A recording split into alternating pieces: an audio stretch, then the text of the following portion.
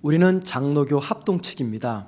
그런 한국의 대표적인 장로교 두 교단이 우리 교단 말고 또 통합 측이 있습니다. 한국에서 가장 많은 교세가 있는 교단이 대한예수교 장로교 합동 측 우리 교단이고요. 그 다음에 통합 측 장로교입니다. 장로교 통합 측 보고에 의하면 이건 통합 측 교회 이야기입니다. 지난 10년간 각 교회의 주일학교의 숫자가 10년간 약 36.88%가 감소가 되었다라고 말합니다. 이 말은 10년 전에 유년부의 출석 숫자가 100명이었으면 10년이 지난 지금은 60명으로 줄어들었다 그 말입니다. 그런데 장로교 통합측만 그럴까요? 아닙니다, 여러분. 한국에 있는 모든 교회들마다 지난 10년 사이 주일학교 인원이 굉장히 줄어들었습니다. 이런 상황 속에서 또 어떤 통계 자료는 이런 얘기를 해요. 한국의 교회들이 있잖아요. 6만 개, 7만 개 교회가 있다고 하는데 그중에 65%에 해당되는 교회는 주일학교 부서가 없다라는 통계가 나왔어요. 그러니까 아이들이 없는 겁니다. 예, 제가 왜 조금 전에 애들 다선다자라고 말씀드린지 기억나시죠? 예, 애들이 없어요. 왜 그러냐? 이유는 뻔하죠. 한국이 언제부터 이 저출산 때문에 교회 자녀들이 생기질 않습니다. 뿐만 아닙니까? 현대 문화가 어른이나 아이들이나 믿음 생활하기 힘들게 만들어갑니다. 그리고 우리나라가 이제 좀 잘 살게 되었어요. 잘 사는 나라들은요, 신앙심이 약해집니다. 저 미국이나 유럽을 보십시오. 흔히 말하는 선진국들, 기독교뿐만 아니라 모든 종교율은 떨어집니다. 그리고 우리나라가 언제부터, 이게 좋은 현상이 맞습니다. 인권을 강조하는데 그 인권을 강조하다 보니 어린 아이들에게 노방 전도를 못하게 만들어 놓았어요. 제가 1992년 인천에 산 교회 교육전도사로 사역을 할 때 저는 토요일만 되면은 제가 유년부를 지도할 때입니다. 유년부 교사들을 다 나오게 해가지고 매주 토요일날 교회 근처 학교로 노방전도를 나갔습니다. 그 토요일날 아이들이 끝나면은 교사들과 제가 쭉 있어가지고 아이들 붙잡고 전도지 주고 과자 주면서 교회를 홍보하는 겁니다. 그리고 내일 꼭 교회 와야 된다. 여기서 몇 시까지 기다리면 우리가 데리러 올게 해가지고 주일날 일찍이 교사들이 아이들과 약속한 곳으로 가서 아이들이 데려갑니다. 그래서 꽤 많이 부흥이 됐어요. 그때는 학교 앞에서 노방전도하는 게 아무 문제가 안 됐습니다. 그런데 2015년 제가 부산에서 목회할 때 토요일이었습니다. 경찰관이 교회에 찾아와서 담임 목사를 보자는 거예요. 그래서 제가 만났습니다. 그분의 말은 이렇습니다. 교회 근처 초등학교에서 교회 주일학교 교사들이 노방전도를 한 거예요. 지나가는 애들 붙잡고 전도지 뿌리면서. 그랬더니 인근 주민이 그걸 보고 아직 생각이 어린 아이에게 종교를 강요하고 있다 해가지고 경찰이 신고를 한 겁니다. 그래서 경찰이 출동이 돼서 저한테 찾아와서 앞으로 이러면 안 됩니다라고 이제 경고를 하고 돌아간 거죠. 여러분, 길거리에서 어린아이들에게 노방 전도하면 큰일 납니다. 이런저런 이유 때문에 사실 한국교회가 주일학교, 즉 다음 세대가 위기를 겪고 있습니다. 여러 가지 상황을 고려할 때 한국교회의 다음 세대 부흥과 성장은 굉장히 어두운 것이 사실입니다. 자, 기독교 교육의 전문가들은 말하기를 앞으로 10년이 한국교회의 마지막 골든타임이다라고 이야기합니다. 앞으로 10년을 우리가 어떻게 맞이하냐에 따라서 다음 세대가 사느냐 죽느냐 결정이 난다라고 이야기를 하고 있는 것이죠. 이 말은 무슨 말이냐면 우리 교회가 앞으로 10년간 다음 세대를 위해서 어떻게 하느냐에 따라서 10년 후에 우리 교회가 새롭게 바뀔 수 있다 그 말입니다. 여러분, 대안이 뭘까요? 이렇게 심각한 다음 세대 주일학교 교육 대안이 무엇일까요? 어떤 교회 대안을 이렇게 말합니다. 한국교회가 기독교 교육 전문가들을 많이 배출해야 된다. 맞는 말입니다. 또 이렇게 말합니다. 각 교회마다 유능하고 사명감 있는 교사들을 배출해야 된다. 또 말하기를 다음 세대 주일학교에 많은 재정을 투자해야 된다. 그래서 교육관을 크게 잘 짓고 주일학교 아이들에게 장학금을 주고 그래야지 된다라는 이런저런 대안을 제시합니다. 모든 대안들이 다 좋습니다. 그런데 저는 이런 생각을 해보게 되었습니다. 앞으로 10년 흔히 말하는 이 골든타임에서 가장 중요한 대안이 무엇이 될까? 가장 중요한 대안이 뭘까 생각을 하다가 제가 2020년 교회 표회를 하나님의 마음으로 교회와 가정을 잇는 신앙 공동체라고 잡았습니다. 그리고 이 표에 맞는 성경 말씀, 즉 앞으로 10년간의 대안을 위해서 제가 찾은 말씀은 오늘 함께 읽은 신명기 6장 1절과 9절 말씀입니다.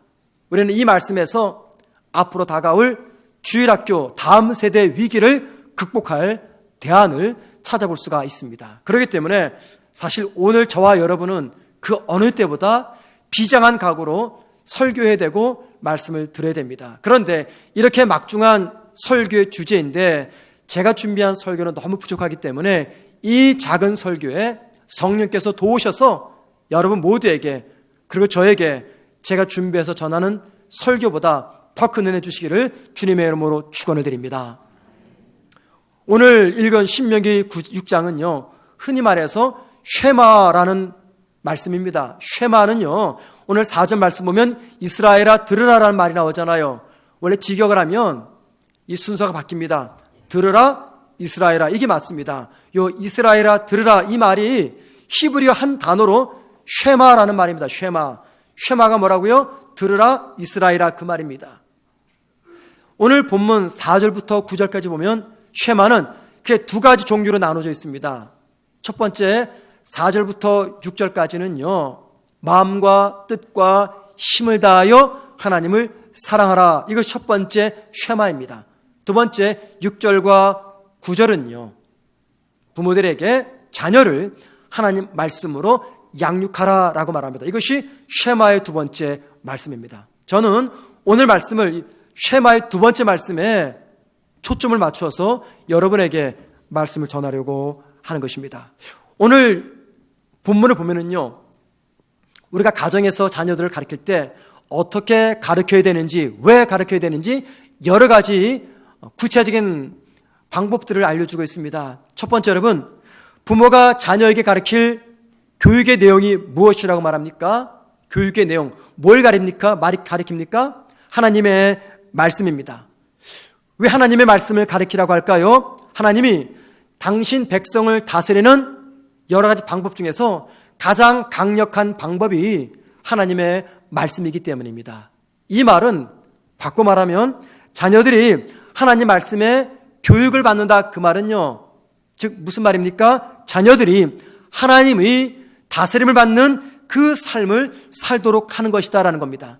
단지 성경 지식을 전달하는 것이 아니라 자녀들이 하나님의 다스림을 받으면서 살 수 있도록 하기 위해서 부모들은 자녀에게 말씀을 가르친 겁니다. 자, 그러다 보니 두 번째 이런 결론이 나오죠. 누가 자녀들에게 하나님 말씀을 가르칠 것인가? 7절 말씀에 내 자녀에게 부지런히 가르치며 라고 말합니다. 그러니까는 자녀에게 말씀을 가르칠 교육의 행위자, 교육의 주체자는 다름 아닌 부모들입니다. 세 번째, 자녀들에게 하나님의 말씀을 가르치는 목적이 무엇일까요? 왜 우리는 가정에서 자녀들에게 말씀을 가르칠까요? 단지 지식 전달을 위해서 가르칠까요? 그게 아닙니다. 하나님의 말씀이 자녀들의 삶으로 흘러들어가서 그들의 삶을 변혁시키는 동력이 될 수 있도록 하나님의 말씀을 전하는 겁니다. 그래서 자녀들에게 말씀을 가르치는 목적은 말씀을 통해서 그들의 삶이 변화될 수 있도록 하기 위해서 말씀을 가르치는 겁니다. 네 번째, 그러면 말씀을 언제 가르치는가라는 가르치는 시간대입니다. 여기 7절 말씀 보니 자녀들이 누웠을 때든지 일어날 때든지 가르쳐라라고 말합니다. 누웠을 때, 일어날 때. 이게 무슨 말입니까? 기상부터 취침 때까지, 아침에 눈을 뜰 때부터 잠잘 때까지 결국 어느 시간입니까? 모든 시간입니다. 모든 시간을 하나님 말씀을 가르치는 기회와 시간으로 삼아라, 그 말입니다. 그러면은 다섯 번째, 말씀을 가르치는 장소는 또 어디일까요? 7절 보세요. 집에 앉아 있을 때든지 잠자리에서 일어날 때든지. 여러분, 집에 앉아 있고 잠자리에서 일어나고, 여기가 어디입니까? 가정입니다. 가정. 그러니까는 가정이야말로 하나님의 말씀을 자녀들에게 가르치는 최상의 장소임을 강조하는 말씀입니다. 마지막 여섯 번째, 어떻게 부모가 자녀에게 하나님 말씀을 가르치는가? 8절 말씀 보면요, 율법의 말씀을 손목에 매라고 말합니다.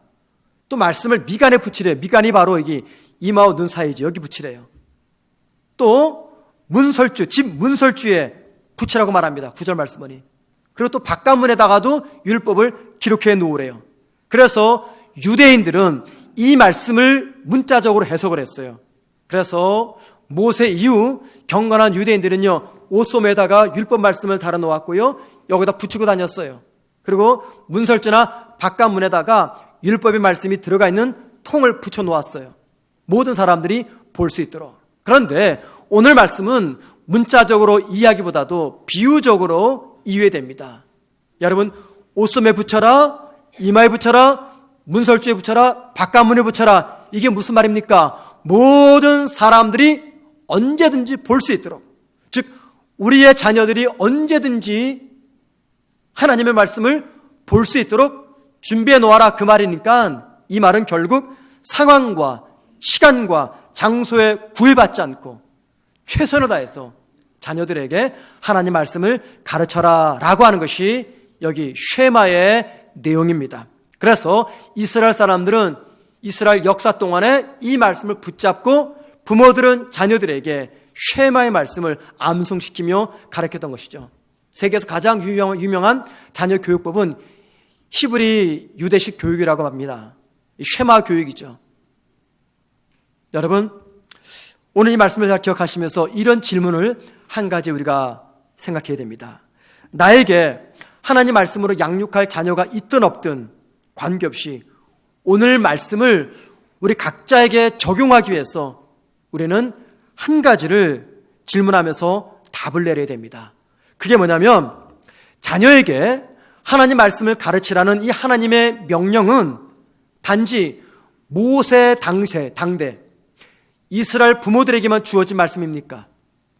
아니면 자녀들에게 말씀을 가르치라는 오늘 말씀은 시대를 초월한 하나님을 섬기는 모든 신앙인 부모들에게, 그리고 교회에 속한 성도들에게 주어진 말씀입니까? 전자입니까? 후자입니까? 만약에 이 쉐마의 말씀이 오래전 이스라엘 부모에게만 주어진 명령이고 우리 교회와 나와는 상관없는 말씀으로 받아들이게 된다면 그분에게 오늘 설교는 아무런 의미 없는 설교가 되고 말 것입니다. 그러나 반대로 여러분 잘 들어보십시오. 오늘 말씀이 이스라엘 부모뿐만이 아니라 나를 향한 말씀, 그리고 우리 교회를 향한 하나님의 말씀이라고 인정한다면 저와 여러분은 그 어느 때보다 무거운 마음으로 오늘 말씀을 받아야 됩니다. 그리고 말씀을 듣는 것으로 끝나지 말고 들은 말씀을 꼭 살아내야 됩니다. 지난주까지 주일 설교 들을 때 참 설교 괜찮네, 감동이 있네, 좋았어 라는 것으로 끝냈다면 괜찮습니다. 괜찮아요. 그러나 적어도 오늘 말씀은 그런 마음으로 받으시면 절대 안 됩니다.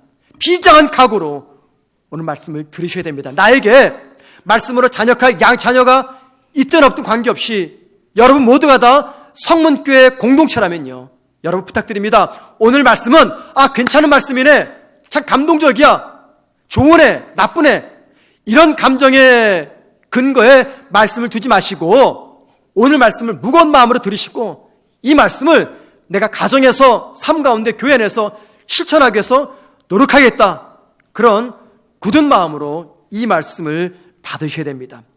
특별히 더더욱 나에게 말씀으로 양육할 자녀가 있다면 부모된 여러분들 오늘 말씀을 정말 심각하게 들어야 됩니다. 매주일 설교가 그렇지만 설교자에게 설교를 준비하는 일주일은요, 말할 수 없는 고통의 시간입니다. 제가 사실은 이제 2부 때는 말을 못했는데 2부 예배 전에 찬양을 부르는데 눈물이 났어요. 왜냐하면 두 번째 찬양을 할 때 작은 것을 가지고 있지만은 하나님이 일하시면 크게 된다는 그 찬양을 부를 때 제가 눈물이 났어요. 왜냐하면 제가 준비한 설교가 너무 작은 것이기 때문에, 너무 작은 설교이기 때문에 이 작은 설교 가지고 이 엄청난 신앙의 비밀을 오늘 부모들에게 어떻게 전하며 부모들의 지정의가 변할 수 있도록 이 말을 전할 수 있을까? 자신이 없거든요. 왜? 너무 초라하고 너무 작은 설교이기 때문에. 그러다 보니 그냥 눈물밖에 안 나오는 거예요. 지금도 마찬가지 심정입니다. 정말 이 시간만큼은 우리 주님이 이곳에 쓰셔가지고 직접 여러분에게 말씀을 전하면 참 좋겠다는 생각이 가져요. 왜냐하면 그만큼 중요한 말씀이기 때문입니다. 여러분, 이 말씀이 그만큼 중요하기 때문이에요. 그래서 오늘 말씀 어떠나, 천 목사가 어떤 말 잘하나 라는 마음을 내려버리시고요, 오늘 말씀만큼은 내가 딱 붙잡고 이 말씀대로 살아가야 되겠다, 굳은 결심을 하면 좋겠습니다. 여러분, 왜 그런지 아세요? 이 말씀을 준비하면서 다 성장한 제 자녀들을 생각하니까는 저에게 남는 후회가 많아요. 무슨 후회냐면 껄이라 후회입니다. 껄. 그때 내가 더 열심히 아이들에게 하나님 말씀으로 양육할 걸. 그때 아이들이 아직 내 품에 있을 때 나를 떠나기 전에 최선을 다해서 하나님 말씀으로 그들을 가르칠 걸. 그때 아이들이 아직 어려서 엄마 아빠의 말을 순종하고 내 보호의 그늘 속에 있을 때 최선을 다해서 하루도 빠지지 않고 가정 예배를 규칙적으로 드릴 걸. 그때 우리 아이들이 부모를 떠나기 전에, 독립하기 전에 대학 입시보다 하나님 말씀을 더 중요하게 생각해서 이 말씀을 가르칠 걸라는 이런 후회가 제 마음속에 가득 차고 올라왔습니다. 아이들이 머리가 커지기 전에, 아이들이 부모를 떠나기 전에 열심히 하나님의 말씀으로 양육할 걸이라고 생각하는 것, 이게 바로 대부분의 믿음의 부모의 마음입니다. 자녀의 신앙 이야기만 나오면요, 가슴이 답답하고, 아이들이 어릴 때 말씀으로 신앙으로 잘 키우지 못한 것이 너무너무 후회돼서 가슴 치면서 아파하는 그런 성도들이 우리 주위에 계실 겁니다. 여러분, 아직 기회가 있는 여러분, 우리 주변에서 껄이라고 후회하는 그런 분들이 있다는 것을 기억하면서 아직 기회가 있을 때, 아직 자녀들이 나를 떠나지 않고 내 보호 속에 있을 때 부모된 여러분, 정말 정신 차리시고 자녀들을 하나님 말씀으로 가르치십시오. 왜냐하면 자녀들이 부모를 떠날 때 부모의 영향력이 미치지 못할 그때가 너무 빨리 우리에게 찾아오기 때문입니다. 하나님이 성도에게 원하는 것은요, 하나님을 믿는 이 신앙이 자녀들에게 계속해서 전수가 되는 겁니다. 그래서 오늘 2절 말씀에 이렇게 말씀합니다. 곧 너와 내 아들과 내 손자들이 평생에 내 하나님 여호와를 경외하며 내가 너희에게 명한 그 모든 규례와 명령을 지키기 하기 위한 것이며 라고 말합니다. 모세는 이스라엘 백성들에게 하나님의 말씀으로 자녀를 양육하라 하면서 3대를 언급합니다. 너, 현 세대죠. 너희 자녀 세대죠. 손자, 손녀 세대, 3대를 언급합니다. 왜 그럴까요? 우린 여기에서 하나님의 깊은 마음이 무엇인가를 발견할 수가 있어요. 하나님의 관심이 무엇입니까? 하나님을 믿는 그 신앙이 내 당대에서 끝나는 것이 아니라 자자손손 이어지는 것, 신앙이 계속해서 후손들에게 전수되는 것, 그거를 우리 하나님은 강력히 원하시고 계시다는 겁니다. 자, 그러면 여러분에게 제가 질문 하나를 드리겠습니다. 하나님의 말씀을 가리켜서 믿음이 자손 대대로 전수되는 책임이 누구에게 주어졌습니까? 주일학교 교사입니까? 가정의 부모입니까? 여러분, 누굽니까? 주일학교 교사에게 주어졌어요? 아니면 가정의 부모에게 주어졌습니까? 생각하셔야 됩니다. 여러분, 저 역시 부모입니다. 신앙의 부모입니다. 그러다 보니 제 안에 이러한 고민과 염려가 있어요. 제 자녀들을 보면서. 그게 뭐냐면 훗날 나의 아이들, 내 아들과 딸이 그들의 자녀들에게, 즉 미래의 저의 손자들이죠. 그들의 자녀들에게 하나님에 대해서 최선을 다해서 가르칠 수 있을까? 그 아이들이 그들의 자녀들에게 정말 목숨처럼 신앙을 생각해서 하나님의 말씀으로 그들의 자녀를 가르칠 수 있을까? 하나님을 믿는 신앙이 혹 나와 내 자녀 당대에서 끝나는 것은 아닌가? 우리 교회가 앞으로 10년 뒤, 20년 뒤 다음 세대가 사라져버리는 그런 교회가 되지 않을까? 이런 염려와 걱정이 제 안에 있습니다. 여러분 어떻습니까? 여러분, 지금 여러분들은 자녀들을 바르게 신앙으로 양육하고 계십니까?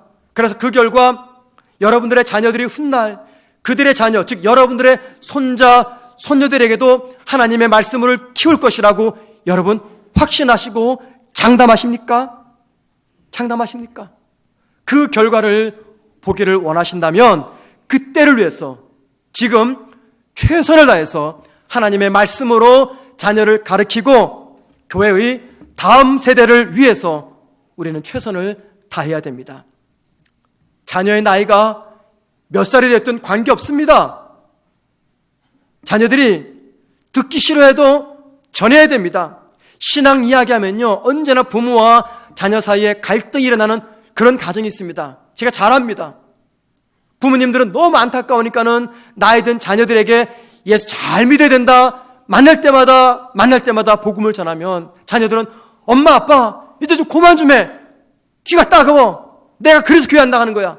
이러면서 부모들이 복음을 전할 때마다 한바탕 싸움이 벌어지는 그러한 가정들이 많습니다. 저희도 예외는 아닙니다, 여러분. 저희 아이들에게 주일이 지나면 전화합니다. 오늘 교회 잘 갔니? 이게 여러분 참 우스운 질문이죠? 예. 우리 아이들이 모태신앙이고 교회 생활 잘합니다. 아이들이 교회 가려면요, 차를 몰고 1시간을 가야지만이 자기들 섬기는 교회를 가요. 그런데도 빠지지 않고 잘 가는데 부모다 보니까는 부모는 그렇잖아요. 주일이 지나면 염려가 돼서 전화해서 오늘 교회 잘 갔지? 물으면은 아이들이 버럭 아빠에게 화를 냅니다. 아빠, 왜 나를 못 믿어? 나 그러면 교회 안 나간다? 협박을 해요. 그런데 여러분, 이게 기가 막히게 반복이 돼요. 저희 어머니가 50 중반이 넘은 저한테 전화해가지고, 야, 기도 잘하고 있지? 목회 잘하지? 교만하면 안 돼? 아이고, 어머니, 내가 지금 목회한 지 30년 넘었고, 내 나이가 이제 50 중반이 넘었다고, 잘한다고. 그래도 기도 열심히 해. 그러면요, 제가 버럭 화를 냅니다. 엄마! 그러려면 엄마가 와서 목회. 이게 부모잖아요. 그런데 여러분, 그래 버럭 엄마에게 화를 나고 돌았으면 뭘 느끼냐면 어머니의 그 마음이 느껴져요. 혹시 아직도 엄마가 보기에 많이 부족해 보이는 그 아들이 목회하면서 실수할까 봐, 아직도 내 믿음을 염려하는 아빠의 그 잔소리를 들으면서 그 순간은 버럭 화를 내지만 돌았으면 자녀들은 부모의 마음을 압니다. 그렇기 때문에 혹 자녀들에게 말씀으로 권면할 때, 신앙생활 열심히 하자 이야기할 때 그 말을 들었던 자녀들이 버럭 화를 내지만 부모된 여러분, 낙심하지 마십시오. 우리 자녀들은 돌아서서 그렇게 말할 수밖에 없는 엄마, 아빠의 마음을 이해합니다. 정말 이해 못하는 게 뭔지 아세요? 분명히 엄마, 아빠는 하나님을 믿고 천국도 믿고 지옥도 믿는데 왜 나에게는 예수 믿으라고 전도하지 않는 것이지? 라고 생각을 할 겁니다. 여러분, 부모가 하나님의 살아계심과 천국과 지옥을 믿고 구원의 확신도 있으면서 왜 자녀들에게는 하나님 말씀을 가지고 양육을 하지 않는 것일까요? 혹시 그 이유가 히스기야 왕이 가졌던 그 이유 때문은 아닌지 모르겠습니다. 히스기야가 병이 들었어요. 하나님께 기도했더니 하나님이 기적적으로 그의 병을 고쳐주었어요.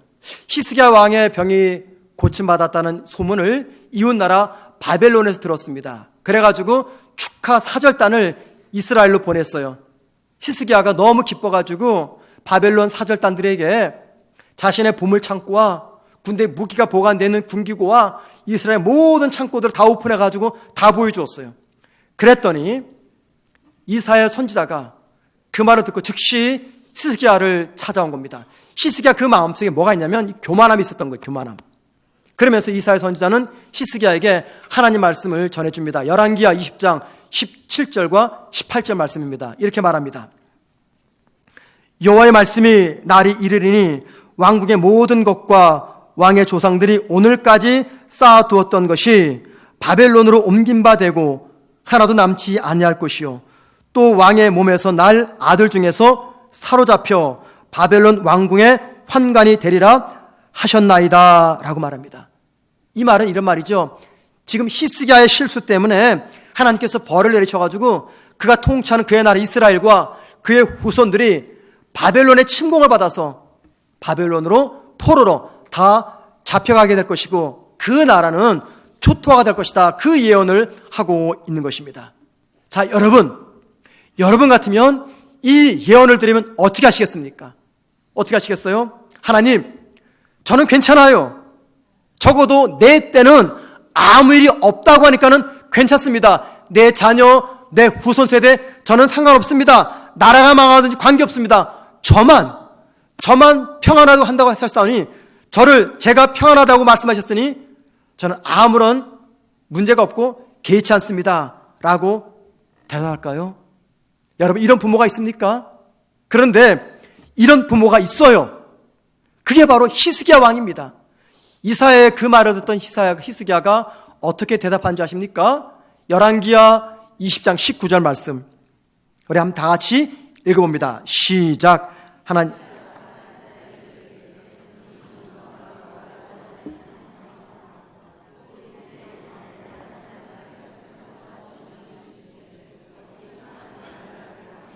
여러분, 히스기야 이 말이 무슨 말입니까? 하나님, 적어도 내가 사는 날 동안 태평과 평화가 있다고 약속하셨으니까 내 다음 세대와 후손들에게 어떤 일이 일어나도 저는 괜찮습니다.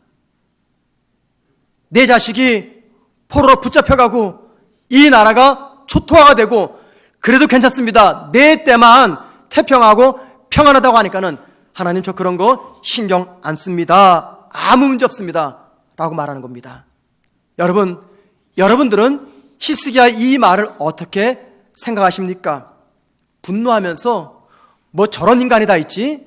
그런 생각이 드실 거예요. 지금 히스기야가 어떻게 됩니까? 하나님께 회개해야죠. 교만함을. 그리고 자신의 자손과 후대들을 살려달라고 하나님께 절구하면서 부르짖으면서 기도해야 됩니다. 그런데 히스기야는 뭐라고 말합니까? 하나님, 괜찮습니다. 저만 평안하면 괜찮습니다 라고 말해요. 혹 우리 중에, 저를 포함해서 우리 중에 히스기야처럼 그렇게 생각하는 부모는 안 계신지요? 하나님, 저만 잘 믿고 천국 가면 됩니다. 제 아들들, 제 딸들, 제 손주들, 제 후손들이 어떻게 되든 말든 그건 그들의 몫입니다. 그들이 천국에 가든 지옥에 가든 그건 그들의 몫이고 나만 천국 가면 괜찮습니다. 저만 하나님 잘 믿으면 괜찮습니다. 제가 살아있는 동안 우리 교회가 평안하면 됩니다. 내가 죽고 난 뒤 이 교회에 다음 세대가 다 사라지든 말든지 저는 괜찮아요.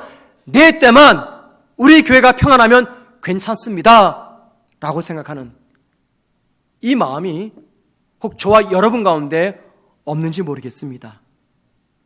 그래서 우리는 여기서 피하고 싶은 불편한 한 가지를 기억해야 됩니다. 혹시라도 부모인 저와 여러분이 이 히스기야의 왜곡된 역사의식을 가질까봐 하나님은 오늘 말씀에서 부모가 자녀들에게 하나님 말씀으로 양육하기 전에 앞서서 말씀을 가르칠 부모가 먼저 하나님 말씀으로 변화되어야 된다고 강조하고 있습니다. 여러분, 오늘 본문 3절 말씀 보시기 바랍니다. 이런 말이 있습니다. 이스라엘아, 듣고 삼가 그것을 행하라. 이스라엘아, 듣고 삼가 그것을 행하라. 듣고 삼가 지키고 행할 것이 무엇입니까? 1절에서는 2절에서는 그게 바로 하나님의 말씀이라고 이야기합니다. 자, 그런데 여기 3절에서요 이스라엘아 불렀잖아요. 5절 보십시오. 너는 마음을 다하고 뜻을 다하고 힘을 다하여 하나님을 사랑하라. 6절입니다. 내가 네게 명하는 이 말씀을 너는 마음에 새기고. 3절에서는 이스라엘아 불렀는데 5절과 6절에서는요 2인칭 대명사 너가 너로 바뀌었습니다. 자, 그리고 나서 7절 부분부터는요 어떻게 나옵니까? 하나님께서 말씀하신 그 너가 자녀들에게 말씀을 가르쳐라 라고 당부합니다. 지금 무슨 이야기를 하고 있는 것입니까? 1절부터 6절까지는 자녀들에게 하나님 말씀으로 가르칠 부모가 하나님 말씀 앞에서 어떻게 변화되어야 되는지 그 부분을 강조한 다음에 7절부터 8절 9절에 가서는 말씀으로 변화된 그 부모가 이제 비로소 자녀들을 하나님 말씀으로 훈육해라 라고 말하는 것입니다.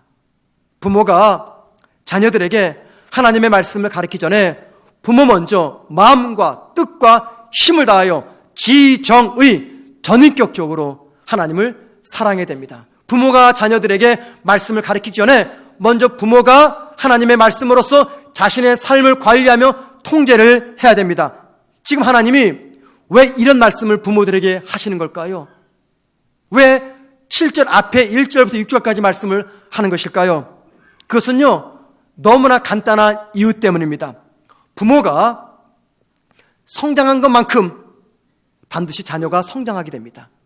부모가 체험한 것만큼 자녀가 체험합니다. 부모가 본 것만큼 자녀가 봅니다. 부모가 변화된 것만큼 자녀들이 변화가 되기 때문입니다. 여러분, 저나 여러분들이 속으시면 안 돼요. 자녀들이 부모의 말을 듣고 변하는 게 아닙니다. 자녀들이 변할 때는요 부모를 보고 배웁니다. 그러니까는 자녀들이 변할 때는 부모의 행동을 볼 때 그때 비로소 변합니다. 그래서 오늘 말씀은 부모 세대들에게 자녀를 가정에서 하나님으로 양육하기 전에 부모가 먼저 하나님을 전인격적으로 사랑하고 하나님 말씀으로 자신을 잘 돌보라고 당부하고 있습니다. 왜요? 그래야지 저와 여러분이 히스기야 같은 실수를 하지 않기 때문입니다.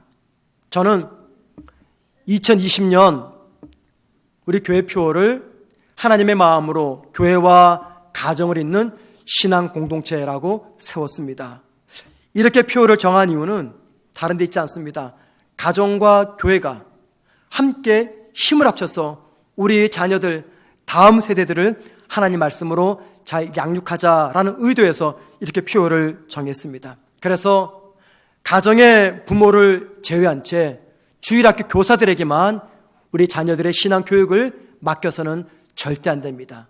또 동시에 주일학교 교사를 제쳐놓은 채 부모 혼자서만 이 일을 감당해서도 안 됩니다. 교회와 가정, 부모와 교사가 함께 힘을 합쳐서 하나님의 자녀들을 말씀으로 양육해야 됩니다. 그리고 교회는요 이 일을 위해서 유치부부터 청년부에 이르기까지, 아니 장년부에 이르기까지 전 세대가 같은 교재를 가지고 매주일마다 하나님의 말씀을 공부하게 됩니다. 이미 말씀드린 대로 모든 교육부서 교육자들이 똑같은 본문을 가지고 똑같은 주제를 가지고 각기 다른 수준과 심화의 과정을 가지고 하나님 말씀을 전하고 그 말씀을 가지고 아이들은 공과 공부를 하게 됩니다. 저 역시 오후 때 그 공부를 하게 될 겁니다. 그리고 그 주제에 해당되는 그 주제를 가지고 교육자들이 가정예배 예식사를 만들어서 각 가정으로 나눠 드릴 겁니다. 그러면 가정에서는 부모들이 일주일에 한 번씩 자녀들과 함께 그 가정 예배 나눔지를 가지고 함께 예배를 드리는 겁니다. 혹 자녀가 성장이 다 떠나가면 부부가 함께 앉아서 가정 예배를 드리게 되는 겁니다. 또한 교회와 각 주일학교에서는요 부모님들이 자녀를 말씀으로 잘 키울 수 있도록 최선을 다해서 도울 겁니다. 그 일환으로 하나로서 3월 달부터 성경적인 어머니가 되는 법을 위해서 마더 와이즈라는 프로그램을 시작을 하게 될 겁니다. 이미 이 마더 와이즈의 6명의 리더는 작년에 다 훈련을 마쳤습니다. 뿐만이 아닙니다.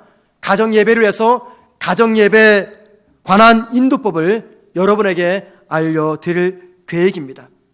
2020년 한 번으로 이 일이 끝내는 것이 아니라 2020년을 원년으로 삼아서 계속해서 지속적으로 이 사역을 감당하게 될 겁니다.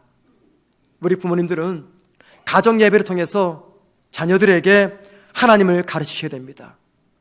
부모님들은 가정 예배를 통해서 우리 자녀들에게 성도가 하나님의 사람이 믿음으로 어떻게 이 세상을 살아야 되는지 가르치셔야 됩니다. 부모는 가정 예배를 통해서 자녀들에게 어떻게 하나님을 사랑하는지 그 방법을 가르쳐 주셔야 됩니다. 가정 예배야말로 부모가 자녀를 믿음으로 잘 키울 수 있는 최상의 환경 조건인 것입니다. 여러분, 이 가정 예배가 왜 중요한지 아십니까? 가정에서 부모가 자녀를 말씀으로 양육하는 게 왜 중요한지 아세요? 한번 들어보세요. 우리 자녀들이 일주일에 몇 시간 교회 와서 예배 드리고 말씀에 공부를 받습니까? 몇 시간일까요? 1시간입니다. 일주일에 1시간. 그 1시간도 30분은 예배, 15분이나 20분은 공과 공부, 나머지 시간은 특별활동입니다. 일주일에 1시간. 그럼 1년이 몇 시간일까요? 52시간이죠. 1년은 52주니까. 결석하고 빠지면 평균 많이 잡아 50시간입니다. 1년 50시간. 자, 우리 자녀들이 학교에서 보내는 시간이 몇 시간일까요? 평균 하루에 6시간만 잡아도 주 5일, 5, 6이 30시간입니다. 한 주에. 자녀들이 가정에서 부모님과 함께 보내는 시간이 몇 시간일까요? 하루 평균 8시간을 잡으면요, 1년에 3,000시간입니다. 아이들이 교회에서 보내는 시간은 1년에 50시간이고 가정에서 보내는 시간은 3,000시간입니다. 자, 이 시간을 염두하신 다음에 한번 여러분 생각해 보세요. 자녀의 신앙 교육을 위해서 누가 더 많은 영향력을 행사할 수가 있을까요? 누굽니까? 주일학교 교사입니까? 가정의 엄마, 아빠입니까? 50시간입니까? 아니면 3,000시간입니까? 교회는요, 그 50시간마저도 가정과 학교에 비해서 턱없이 시간이 부족해서 그러니까 1시간을 가지고도 바둥바둥 됩니다. 따라서 내 자녀를 믿음으로 키우려 하는 부모라고 한다면 가정에서의 신앙 교육을 절대 포기하시면 안 됩니다. 혹 제가 높아심에 말씀드립니다. 부모된 여러분, 혹 여러분이 가지고 있는 자녀를 내가 믿음으로 키워야지 라고 생각할 때 그 한계점이 주일날 우리 아이들을 주일학교 부소로 보내는 것, 그것이 내 책임과 역할을 다했다고 생각하십니까? 거기까지입니까? 부모가 자녀를 믿음으로 키우는 최고점이 주일날 교회에 데리고 와서 초등부로, 유치부로, 유년부로 들여보내는 것, 그게 전부입니까? 만약에 그렇다면 여러분 정말 심각합니다. 왜 이런 생각을 하는 것일까요? 자녀들의 신앙 교육이란 가정이 아니라 교회에서 하는 것이다라고 생각을 하기 때문입니다. 만약에 자녀들의 신앙 교육의 중요성을 깊이 공감하신다면 여러분 결단하셔야 됩니다. 자녀의 신앙 교육을 위해서 내가 무엇을 포기하며 자녀의 신앙 교육을 위해서 내가 무엇을 새롭게 취해야 될지 여러분 변하셔야 됩니다. 그래서 자녀의 신앙 교육이 교회에서 가정으로 바뀌어야 됩니다. 자녀의 신앙 교육이 주일학교 교사에서 부모로 바뀌어야 됩니다. 자녀의 신앙 교육이 단순한 성경 지식의 전달이 아니라 하나님을 깊이 사랑하는 법을 자녀들에게 가르쳐야 됩니다. 그리고 이 세 가지 변화를 위해서 우리가 소중하게 붙잡아야 할 것이 다름 아닌 가정 예배입니다. 자녀들과 함께 가정에서 말씀을 나누며 그 말씀을 가지고 사는 법을 부모들이 자녀들에게 가르치셔야 됩니다. 때로는 그 말씀처럼 살지 못했던 부모들의 실패담을 반면 교사 삼으라고 자녀들에게 정직하게 전하면서 우리 자녀들을 가르치셔야 되는 것입니다. 여기저기서 한국교회 위기라고 이야기합니다. 여기저기서 주일학교 다음 세대가 위기라고 이야기합니다. 여러분, 위기에서 벗어나는 방법이 무엇입니까? 위기는요, 반드시 변화를 통해서 극복이 됩니다. 변화를 주지 않으면 위기는 극복이 안 됩니다. 다음 세대와 자녀들의 신앙의 위기를 극복하기 위해서 어떤 변화가 필요할까요? 가장 중요한 변화는요, 믿는 부모들의 인식의 변화입니다. 언제까지 내 사랑하는 자녀들의 신앙을 교회 주일학교 교사에게만 맡기겠습니까? 주일날 아침 자녀들을 각 부서에 보내는 것으로 내 할 일 다 했다라고 생각하시는 분이 계시다면 이 말씀을 통해서 회개하십시오. 그리고 정신을 차리셔야 됩니다. 더 이상 내 자녀들의 신앙 교육을 주일학교 교사에게만 맡기지 마십시오. 그런 의식의 변화가 우리에게 필요합니다. 동시에 우리 교회 모든 성도님들의 의식이 변화가 필요합니다. 여러분, 교회에서 가장 중요한 게 무엇일까요? 교회에서 가장 중요한 것, 다 포기해도 절대 포기할 수 없는 것, 마지막까지 남아있어야 될 것, 그게 뭡니까? 다음 세대입니다. 주일학교 교육입니다. 교회가 이 주일학교 교육을 외면하면요, 10년까지 갈 필요 없어요. 5년 안에 교회는 심각한 위기를 겪게 됩니다. 그래서 교회 모든 부서가 다 중요합니다. 성가대 오해하지 마십시오. 성가대 정말 중요합니다. 여러분의 섬김과 헌신 너무 중요합니다. 구제, 선교 다 중요합니다. 그러나 이것들보다 더 중요한 게 다음 세대 교육입니다. 저는 그 역사의 현장을 똑똑히 보고 왔어요. 15년 동안 무너진 유럽교회와 영국교회를 보았습니다. 여러분, 주일날 영국교회에서 예배를 드리는데요, 119차가 수시로 와요. 주일날. 왠지 아십니까? 예배당에 전부 다 연세 드신 노인들 뿐이에요. 예배 드리다가 그냥 쓰러지시는 거예요. 그러면 119를 불러서 예배가 중단되고 실려 병원에 갑니다. 주일학교애들이 찾아볼 수가 없어요. 영국은 기독교 역사가 1000년입니다. 그래서 수많은 전 세계 사람들이 신학을 공부하기 위해서 영국으로 갑니다. 그런데 영국이 가장 취약한 게 하나 있어요. 오지 않는 분야. 그게 바로 기독교 교육입니다. 왜 그래요? 영국은요, 해가 지지 않는 나라입니다. 영국이 정복한 그 날에 선교사를 보내가지고요, 세계에서 한때는 가장 많은 선교사를 보낸 나라가 영국입니다. 지금도 유명한 선교단체는 전부 다 영국에서 만들었어요. 그런데 여러분, 열심히 선교를 했는데 다음 세대는 놓치고 말았어요. 그러다 보니 영국의 많은 교회들이 주일학교가 없어요. 아니, 더 정확히 말하면 목사가 없어요. 목사가. 한 목사가 세 교회를 맡고 있습니다. 이게 뭐예요? 다음 세대를 놓쳤기 때문입니다. 현지안주한 거죠. 그래서 여러분들이 오해하지 말고 들으십시오. 섬기시는 모든 부서 다 중요합니다. 중요하지만 정말 주일학교를 살리기 위해서라면 모든 것들을 다 내려놓을 수가 있어야 됩니다. 왜요? 교회의 생명은 다음 세대에 있기 때문입니다. 만약에 저와 여러분이 이 사실을 잊어버리면 우리 교회 10년, 20년 장담할 수가 없습니다. 그래서 여러분, 히스기야 같은 이 정신을 버려야 돼요. 10년 뒤, 20년 뒤 나랑 상관없어. 지금 나는 편안하니까. 이게 아니라 10년 뒤, 20년 뒤 역사를 보면서 저와 여러분의 의식의 변화가 필요한 것입니다. 한국을 위기라고 말합니다. 교회를, 주일학교를 위기라고 이야기합니다. 그런데 여러분, 위기라고 말하면서 그 위기를 그냥 방치하면요, 그 위기는 위기가 아니라 상태가 되어버립니다. 상태. 이게 무슨 말입니까? 위기가 되면은요, 그를 극복하려고 노력하지만 이게 상태가 되면 당연한 것으로 받아들여요. 당연한 것으로 받아들이면 변화를 위해서 그 어떤 노력도 하지 않게 됩니다. 당연한 상태라고 생각을 하면 변화를 위한 시도를 하지 않습니다. 여러분, 여기저기 위기라고 말합니다. 말하면서도 변화를 일으키지 않으면 마침내 그것은 상태가 되고 맙니다. 위기가 상태가 되는 것을 우리는 막아야 됩니다. 이 일을 위해서 교회와 가정이, 부모와 교사들이 함께 손을 잡고 다음 세대 우리의 자녀들을 하나님 말씀으로 키우고 섬겨야 되는 것입니다. 저와 여러분이 정신을 바짝 차리고 2020년 뿐만이 아니라 2020년을 원년으로 삼아서 계속해서 다음 세대를 위해서 함께 힘을 내고 애쓰며 노력하며 마침내 이 땅에 하나님의 나라가 우리가 아니라 우리 후손 때문에 지금보다 더 풍성히 세워지기 위해서 함께 달려나가는 저와 여러분 되기를 주님의 이름으로 축원을 드립니다.